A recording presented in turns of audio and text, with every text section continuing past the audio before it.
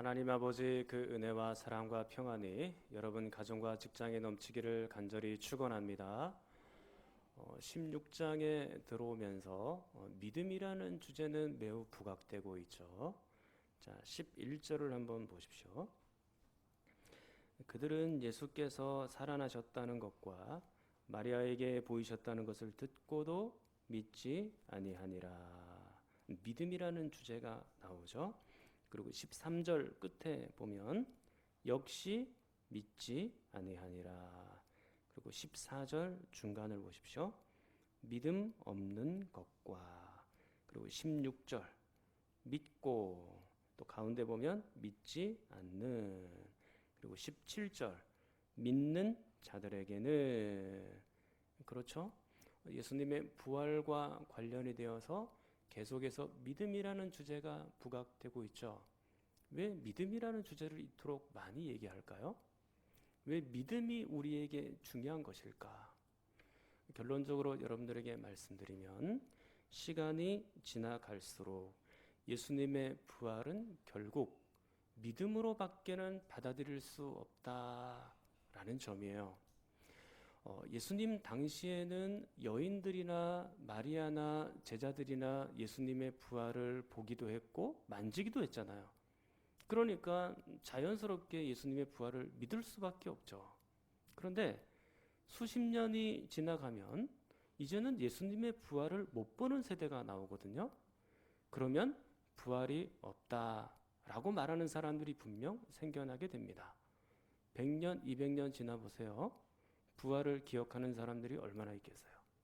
그리고 1000년, 2000년, 오늘날까지 이어져 오는 건데 2000년이 지난 이 시점에서 부활이 없다라고 말하는 사람들이 대부분이죠. 그러니까 이 부활이라는 것은 반드시 시간이 지나면 지날수록 믿음으로밖에는 받아들일 수가 없는 현상이 되는 것입니다. 우리의 눈으로 목격하지는 못했으나 부활을 믿음으로 받아들이는 세대가 일어나야 되는 것이죠. 그래서 오늘 이 부활과 관련해서 믿음 계속해서 강조하고 있는 거예요. 여러분들은 예수님의 말씀을 꼭 기억하셔야 됩니다. 요한복음 20장 29절. 자, 같이 한번 읽어볼게요. 예수께서 이르시되 너는 나를 본고로 믿느냐? 보지 못하고 믿는 자들은 복되도다 하시니라. 아멘. 이 말씀 그대로여야 합니다.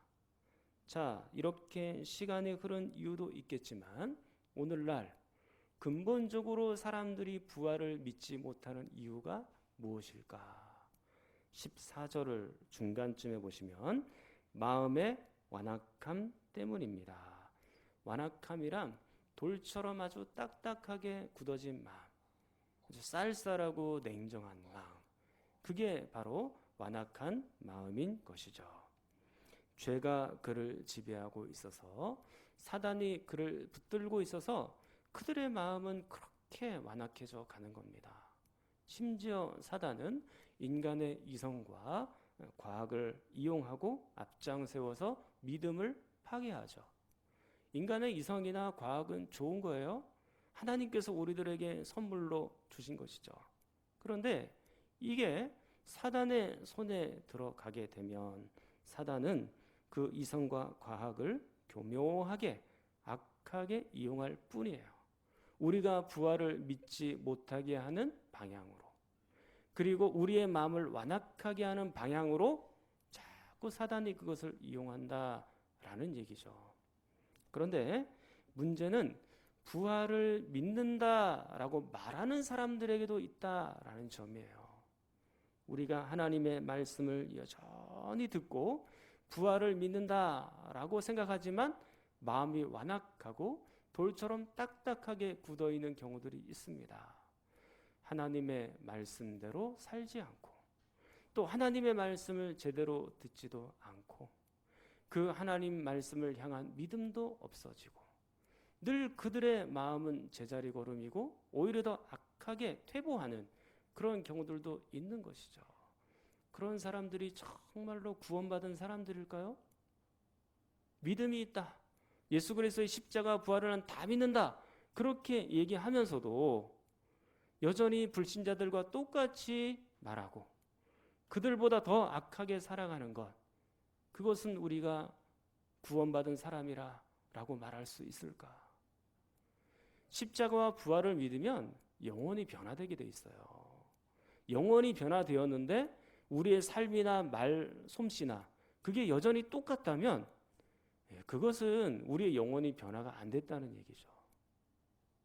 변화가 안 됐는데 우리의 삶이 안 바뀔 리가 없거든요. 그건 불가능한 일이라고 여러분들에게 누차 말씀을 드렸습니다. 심각한 질병이 여러분의 영혼 안에 있는 것이죠. 마음의 완악함입니다. 그 완악함을 언제쯤 우리가 돌이킬 수 있을까요? 도대체 그 완악함을 언제쯤 바꾸어서 하나님께로, 하나님 말씀대로 그렇게 우리의 영혼이 바꿔지고 그 말씀대로 순종하며 살아갈 수 있을까요? 예수님은 이 마음의 완악함에 대해서 이렇게 조치하십니다. 14절. 그 후에 11 제자가 음식 먹을 때에 예수께서 그들에게 나타나사 그들의 믿음 없는 것과 마음이 완악한 것을 꾸짖으시니, 그렇게 되어 있습니다.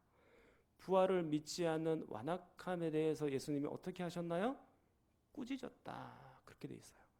꾸짖고 야단치고 책망하는 것, 그것은 좋은 일이에요. 왜냐하면 하나님께로 돌아오게 하는 것이니까요. 제가 설교할 때는 여러분들에게 가감없이 다 하나님 말씀을 증거하지만 개인적으로 여러분들을 만나면 그렇게 큰 조언은 하지는 않아요. 그리고 대체로 여러분들에게 책망하는 얘기는 개인적으로는 잘 안 합니다. 여러분들에게 만약에 책망을 할 때든지 조언을 할 때든지 그런 시기가 되면 제가 기도를 많이 하고 묵상을 많이 하고 여러분들에게 만나서 그런 얘기를 하는 거예요. 대체로 그렇습니다. 어떤 가정이 있는데요. 그 가정에 가서는 제가 한번 이렇게, 한 번이 아니고 여러 번, 매번 신방할 때마다 이렇게 얘기한 적이 있습니다. 새벽 기도를 하셔야 될 것 같아요. 새벽 기도를 꼭 하십시오. 언제까지 새벽 기도를 안 하고 그렇게 있을 거예요. 그렇게 이야기를 매년 했거든요. 근데 언해가 됐을 때 한 1년, 2년 정도는 그 새벽 기도 하시라는 얘기를 제가 안 했나 봐요. 안 했대요. 그리고 그 이듬해 가가지고 제가 새벽 기도 얘기를 또 했거든요. 그러니까 어떻게 그 가정이 반응을 했을까요? 자, 여러분 같으면 어떻게 반응하시겠어요? 화를 내시겠어요? 그 조언을 받아들이시겠어요? 예, 근데 그 가정이 이렇게 얘기를 하시더라고요. 목사님, 다행입니다. 제가 새벽 기도를 요즘 근래에 잘 못해서 목사님이 저를 포기하시는 줄 알았습니다. 근데 이렇게 얘기해 주시니까 다행입니다. 그렇게 얘기를 하더라고요. 여러분 어떻게 생각하세요? 책망이라는 거 아무에게나 할 수 있는 것은 아니에요. 책망이라는 거 아무에게나 막 얘기하고 또 누구에게나 얘기할 수 있는 것은 아니에요. 책망 받을 수 있는 사람에게만 할 수 있는 것이죠. 그 책망을 해서 소화를 잘 시키고 믿음으로 승화시킬 수 있는 그런 사람에게 책망할 수 있는 거예요. 꾸짖을 수 있는 거예요. 만약에 여러분들이 반감을 가지고 또 때로는 그 말씀을 들을 때 시험에 빠지고 여러분들이 마음속에 그것을 깊이 생각을 안 하고 말해봤자 받아들일 자세도 안 돼 있고 그러면 제가 말하기가 어려워요. 그래서 제가 어떤 조언을 해드리고 또 이거를 또 깊이 있게 얘기를 해주고 싶어도 이게 목구멍까지 이렇게 올라왔다가 자세가 안 돼 있으니까 제가 꿀떡 삼키는 경우들이 많아요. 사랑하는 여러분, 제가 어떤 때는 그 위험을 감수하고라도 여러분들에게 꼭 얘기해야 되는 순간이 오기는 합니다. 그러나 대체로는 그 얘기를 못하는 경우들이 있죠. 그러니까 이 영적인 수준이 안 되면 얘기를 못하는 거예요. 근데 지금 예수님은 제자들을 꾸짖고 있죠. 예수님이니까 가능하고 그들이 받아들일만 하니까 가능한 얘기예요. 자, 이렇게 아직 예수님의 부활에 대한 믿음이 확고하지 않았던 그 제자들에게 예수님은 부활하신 당신 자신의 모습을 눈으로 직접 보여주시죠. 다른 복음서에 의하면 어떤 제자들은 예수님을 직접 부활하신 예수님을 만져보기도 했고 또 촉각으로 느끼기도 했습니다. 그때서야 제자들은 예수님의 부활을 믿습니다. 그리고 나서 예수님은 제자들이 부활을 믿는 것만으로 만족하지는 않아요. 믿는 것만으로 만족하지는 않고요. 이 부활을 전파하라고 말씀하십니다. 그것을 우리는 지상명령 또는 최고의 명령이라고도 말씀을 하죠. 자, 15절 말씀을 볼게요. 15절 말씀. 자, 한번 같이 읽겠습니다. 또 이르시되 너희는 온 천하에 다니며 만민에게 복음을 전파하라. 아멘. 자, 여기서 전파라는 단어를 잘 보십시오. 제가 2017년쯤에 예수님의 3대 사역을 설교한 적이 있거든요. 예수님의 3대 사역이 뭘까요? 선포, 가르침, 치유. 이 세 가지입니다. 이걸 예수님의 3대 사역이라고 보통 표현을 하고요. 그 중에 선포, 그 선포가 오늘 나와 있는 전파하고 똑같은 단어예요. 원문으로는. 원래 선포라는 것이 헬라어로는 뭐냐면 어떤 의미냐면 전령이 되어서 또는 대사가 되어서 공개적으로 선언하는 것, 그것을 선포라고 하는 것입니다. 그러니까 왕으로부터 높은 사람으로부터 어떤 명령을 하다를 받고 그 위임장을 받아서 그대로 선포하는 사람, 그대로 선언하는 사람, 이게 바로 전파 또는 선포라고 말하는 겁니다. 여러분들이 사극 같은 데 보면 이제 왕이 명령을 내리잖아요. 두루마리에다 이 명령을 받아가지고 신하가 다른 사람들에게 가죠. 그래서 그 집 앞에서 뭐라고 얘기를 해요? 어명이요, 그렇게 하잖아요. 그렇게 하고 두루마리를 쫙 펴고 거기에 있는 것을 쫙 읽어 내려가죠. 그게 선포예요. 그러니까 거기에는 설명이 필요 없어요. 권유하거나 권면하거나 그런 것이 아니에요. 그대로 읽어 내려가면 되는 것입니다. 그게 선포고 전파인 것이죠. 그렇기 때문에 설교 역시 선포라고 말씀드릴 수 있습니다. 제가 설교를 하면서 보통 이런 표현들을 자주 사용하거든요. 여러분들은 이렇게 살았으면 좋겠습니다. 저렇게 살았으면 좋겠습니다. 그런 표현으로 쓸 때가 많은데요. 그것은 여러분들이 설교를 들으면서 말씀에 대해서 반감을 갖지 않도록 긍정적인 분위기를 갖도록 제가 그렇게 표현하는 거예요. 좋게 표현을 하는 겁니다.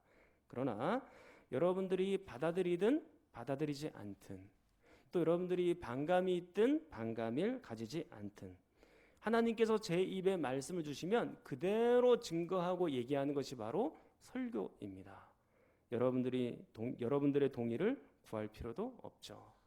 왕의 명령을 그대로 전달받아서 여러분들에게 얘기하면 되는 것이에요. 그게 바로 선포이고 전파입니다. 오늘날 이게 목사에게 적용이 될 때는 설교이고 또 이 전파라는 것이 여러분들에게 적용될 때는 전도가 되는 것이죠. 그런데 오늘 예수님이 제자들에게 지상명령, 어떤 사명을 이렇게 맡겨주시잖아요. 근데 여러분 같으면 오늘 마가복음을 여러분들이 쭉 그동안에 들어왔으니까 이런 제자들에게 일을 좀 맡기고 싶으세요?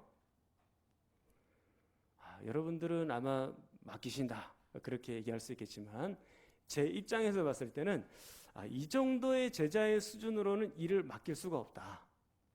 내가 생각할 땐 새로운 제자를 좀 모집해야 된다. 그런 생각이 살짝 들거든요. 이 제자들의 모습을 그동안의 몇 년을 보니까 12명의 공동체에 다른 사람들이 들어오려고 하면 그걸 차단해버리고 또 예수님께서 십자가 복음을 좀 얘기하려고 하면 자기들끼리 오히려 누가 높냐고 다투고 싸우고 예수님께 뭔가 보상을 요구하고 그리고 예수님이 십자가에서 달려 돌아가시기 직전 나와 함께 기도하자. 내가 내일 죽을 수도 있다. 그렇게 얘기했을 때 제자들은 뭐라고 얘기했습니까? 그냥 기도를 하는 게 아니라 꾸벅꾸벅 졸기나 했죠. 그리고 16장에 보니까 예수님의 부활을 어떻게 했어요? 믿었어요? 안 믿었어요? 믿지 않았죠.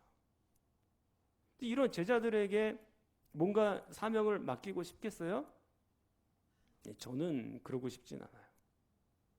차라리 우리 교회 성도님들 중에 잘 훈련된 분들이 오히려 더 예수님의 말씀에 쓰임받는 합당한 분들이 될 수 있다. 저는 그렇게 생각을 하거든요. 지금의 제자들의 이 수준을 보면 사실은 실망스러운 수준이고, 또 이들에게 복음과 또 어떤 사명을 맡길 만한 수준은 안 되는 것처럼 보여요. 그럼에도 불구하고 예수님은 이 실망스러운 제자들에게 당신의 일을 맡겨 주시죠. 예수님의 사랑 플러스 예수님의 인내 플러스 또 예수님의 포기하지 않으심 플러스 예수님의 책임감, 이 모든 것들이 복합적으로 다 있다라고 생각해 볼 수 있습니다. 당신 자신이 밤을 새워서 기도하고 뽑은 이 제자들을 포기하지 않으시고 끝까지 그들을 사람 만들어서 사용하시는 것입니다. 우리 역시 마찬가지예요. 저와 여러분을 하나님 앞에 놓고 보면 하나님께서, 예수님께서 저나 여러분이나 야, 쟤는 괜찮은 사람이다, 얼마나 마음에 들까 생각을 한번 해보셨나요?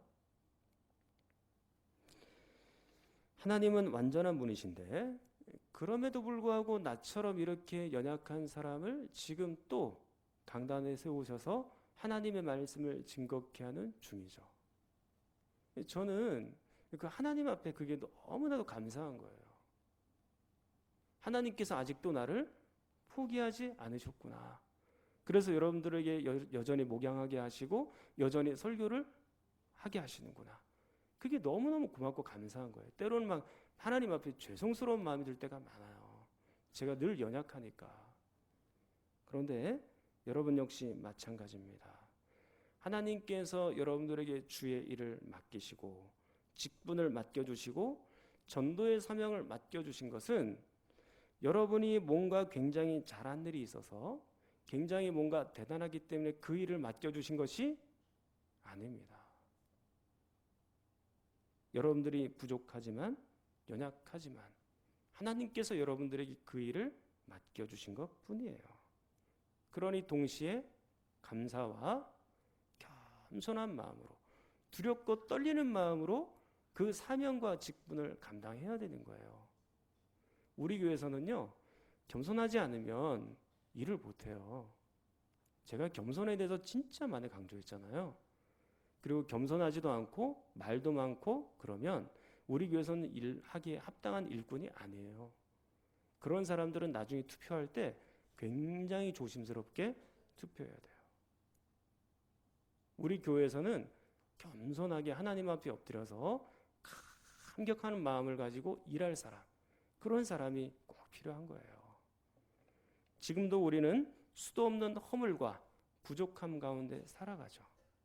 그럼에도 불구하고 포기하지 않으시고 나를 사용해 주시는 겁니다. 그러니까 감사한 거예요.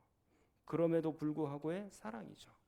형편없는 우리를, 늘 실망스러운 우리를, 조금만 힘들면 망가지는 우리를 그럼에도 불구하고 다시 일으켜 세워주시고 다시 고쳐주시고 다시 써주시는 것입니다. 오늘 이 11명의 제자들처럼 말입니다. 그러니 우리는 교만할 수가 없죠.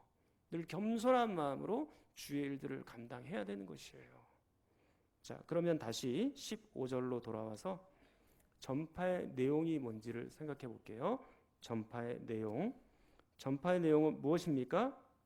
복음이죠. 복음. 복음이 무엇입니까? 복복자, 소리음자, 복된 소식 또는 복된 소리죠. 구원을 전파하는 소리, 구원을 전파하는 소식, 그게 복음이에요. 그리고 복음의 핵심은 예수 그리스도의 십자가와 부활과 하나님의 나라입니다. 예수님의 십자가와 부활과 하나님의 나라, 이것은 복음의 핵심이고 사람들을 구원하는 유일한 방법이 되는 것이죠. 특히 오늘 문맥을 잘 보세요. 자, 14절에 보면 예수님께서 부활하신 모습을 11명의 제자들에게 보이시잖아요. 그렇게 하고 나서 15절 즉시로 이 복음을 전파하라, 그렇게 되어 있으니까 이 부활은 복음에 있어서 핵심 사항이 되는 것입니다. 자, 성경을 한번 찾아볼게요. 사도행전 1장 3절. 자, 제가 읽어드리겠습니다. 그러니까 예수님이 고난 받으신 후에, 여기서 말하는 고난은 예수님의 죽음이거든요. 또한 그들에게 확실한 많은 증거로 친히 살아계심을 나타내사, 이건 부활을 말하는 것입니다. 40일 동안 그들에게 보이시며 하나님 나라의 일을 말씀하시니라. 아멘. 자, 여기서 보니까 예수님의 십자가 죽음과 부활을 동시에 말씀하시고 또 하나님 나라의 일을 말씀하셨잖아요. 그러니까 십자가와 부활을 전파하여 사람들을 구원하고 하나님 나라를 확장시켜가는 거예요. 이게 바로 복음이에요. 십자가, 부활, 하나님 나라, 이게 핵심이거든요. 자, 또 8장 12절, 사도행전 8장 12절. 빌립이 하나님 나라와 및 예수 그리스도의 이름에 관하여 전도함을 그들이 믿고 남녀가 다 세례를 받으니. 자, 여기서도 보니까 예수님과 하나님 나라죠. 또 사도행전 28장 31절. 자, 이 말씀은 같이 읽겠습니다. 하나님의 나라를 전파하며 주 예수 그리스도에 관한 모든 것을 담대하게 거침없이 가르치더라. 아멘. 자, 여기서도 보니까 예수 그리스도와 또 하나님의 나라이죠. 특히 예수 그리스도의 십자가 죽음과 부활입니다. 그것을 통해서 하나님 나라를 확장시켜 가고 있는 것이에요. 그러니까 예수님도 그렇고 제자들도 그렇고 우리들도 그렇고 이 복음의 내용으로 사람들에게 전파해야 되는 것입니다. 여러분들은 혹시 예수님의 복음을 전파할 수 있는 실력이 좀 있으십니까? 예, 예수님의 복음, 예, 좀 도와주세요. 예.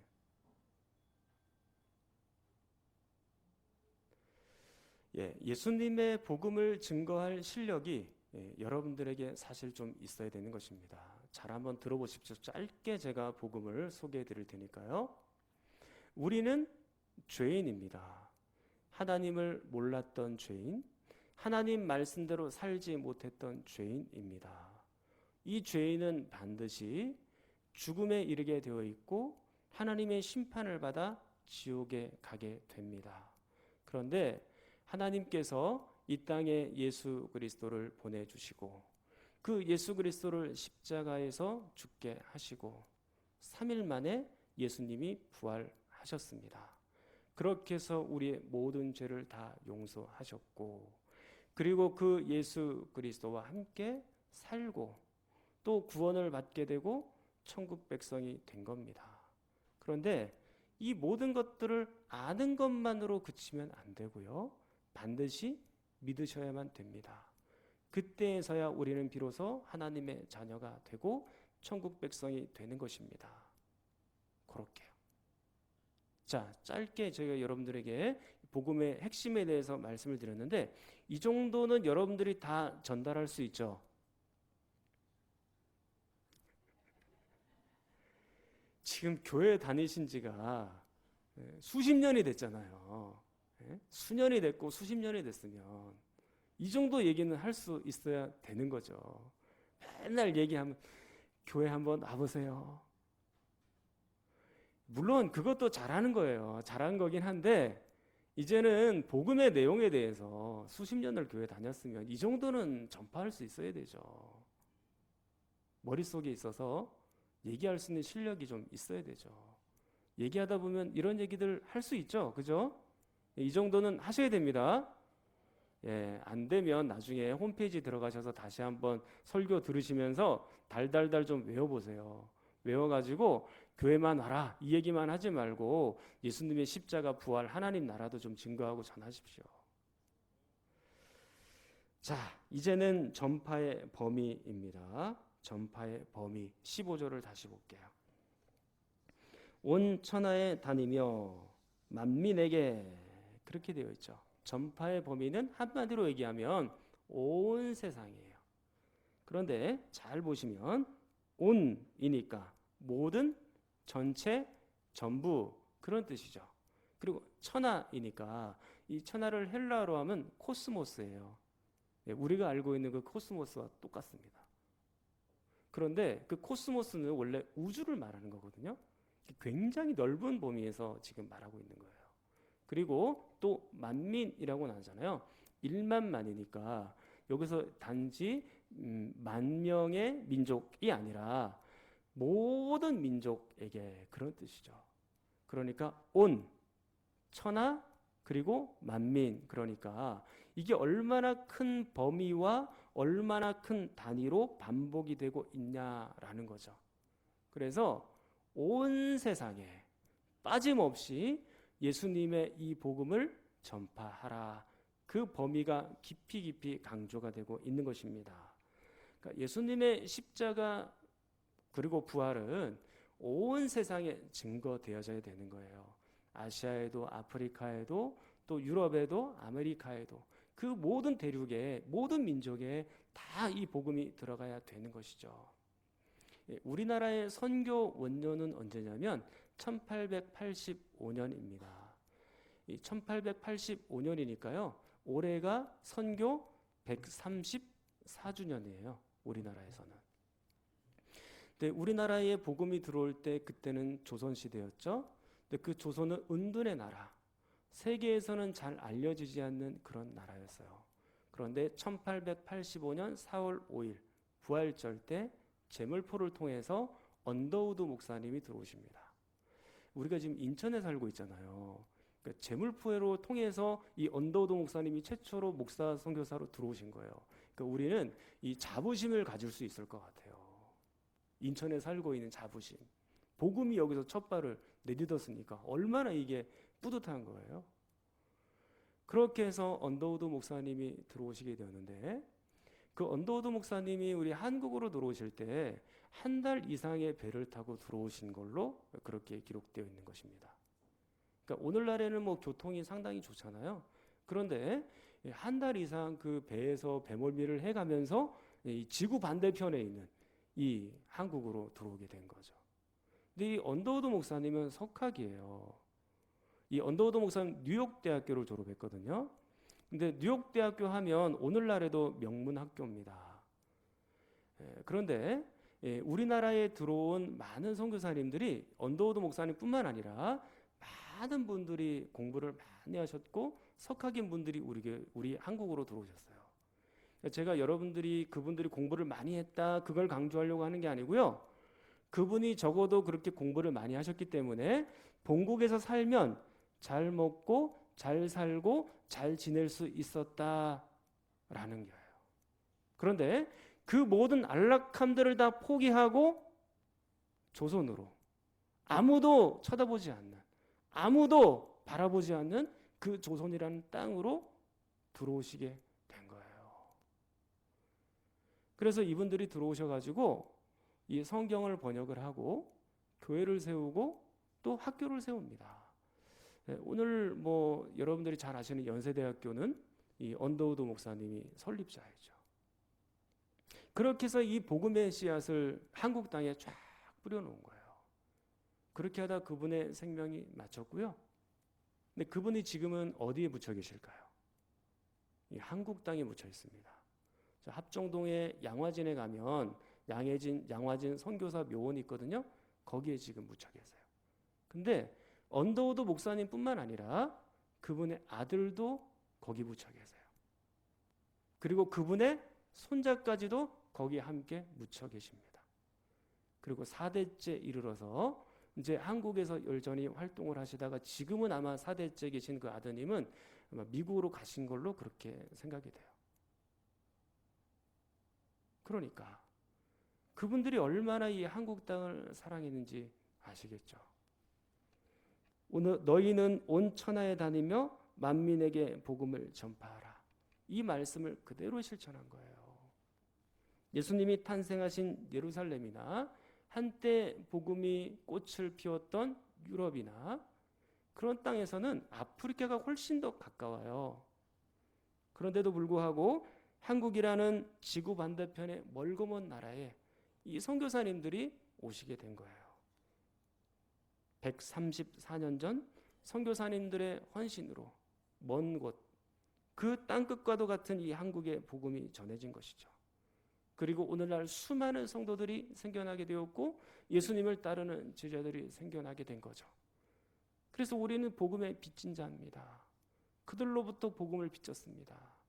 그래서 그 빚진 자의 심정으로 지금도 한국교회는 조금 한국교회가 어려워지면서 지금은 선교사님을 조금 주춤하고 있지만 여전히 그 선교사님을 힘있게 파송하는 나라 중에 하나예요. 예전에는 선교사님 파송하는 제일 많이 파송하는 나라가 한국이었어요. 미국 다음에 한국 뭐 이런 식으로 갔었죠. 우리가 복음에 다 빚진 자입니다. 자, 이쯤에서 여기서 잠깐 저의 선교 비전을 여러분들에게 얘기하고 싶은 생각이 듭니다. 저는 북한 선교를 좀 하고 싶은 마음이 있었어요. 이게 이제 그 몇 가지 이유가 있는데요. 첫 번째 이유가 뭐냐면 이 북한이 마치 땅끝과도 같기 때문이에요. 지리적으로 보면 굉장히 우리와 가깝지만 지금은 선교사님 한 명 들어갈 수 없는 그런 얼어붙은 땅이 되어 있죠. 땅끝과도 같은 곳이니까. 그리고 두 번째 이유는 뭐냐면 이 조선의 예루살렘이 회복되기를 바라는 간절한 마음이 있는 겁니다. 평양 대부흥운동이 평양에서부터 일어났고 그리고 그곳은 조선의 예루살렘이라고 불리는 아주 큰 복음이 굉장히 융성하게 일어났던 곳이에요. 근데 그렇게 지금 북한 땅이 되기를 바라는 거죠. 그리고 또 하나는 그들이 우리의 동족이라는 점입니다. 우리가 미국과 한 나라가 되겠어요? 일본과 한 나라가 되겠어요? 다 그들은 자국의 이익을 따라서 움직입니다. 그런데 우리는 북한과 비록 전쟁도 했고 이데올로기나 신념이 다르긴 하지만 그래도 언젠가는 함께 통일을 이루어가야 될 동족이에요. 그리고 네 번째 이유는 뭐냐면 이산가족들 때문입니다. 우리가 6.25 전쟁, 한국전쟁이 일어난 지 지금 70년 가까이 지나가잖아요. 그러면 이제 10년, 20년 뒤에는 더 이상 이산가족이 없어요. 왜 그럴까요? 돌아가시니까요. 우리 교회도 아마 이산가족으로 있는 분들이 있을 수 있어요. 10년, 20년 안에 통일이 될 수 있을까요? 저는 그게 늘 안타까운 마음으로 간절하게 기도하는 중이거든요.